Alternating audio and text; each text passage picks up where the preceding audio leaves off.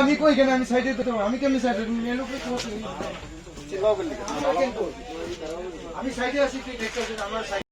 Train যদি এড়িয়ে দিয়ে কি হবে? আপনার পায়ে যাবেন যখন উল্টাপাল্টা হইতে পারে এগুলো ভিডিও শুরু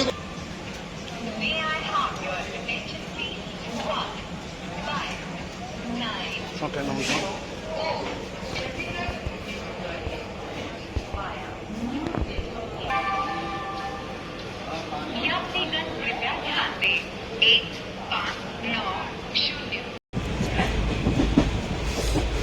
চাইছে লামডিঙৰ এই হ'ল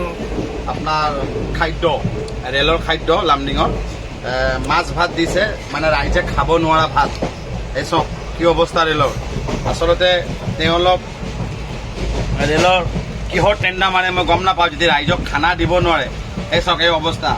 মাছ ভাত 150 টকা লয় মাংস ভাত 180 টকা লয় আৰু আপোনাৰ ডিম ভাত আপোনাৰ 140 টকা লয় কিন্তু লামডিঙত আটাইতকৈ দুখৰ কথা আজি যিহেতু মই মৰিয়ানীৰ পৰা শিলচৰ গৈ আছোঁ আৰু মই খানাটো অৰ্ডাৰ দিছিলোঁ তেওঁলোক আহিছিলে কিন্তু কেণ্টিঙৰ মালিকৰ নাম বিমাল বুলি আমি গম পাইছোঁ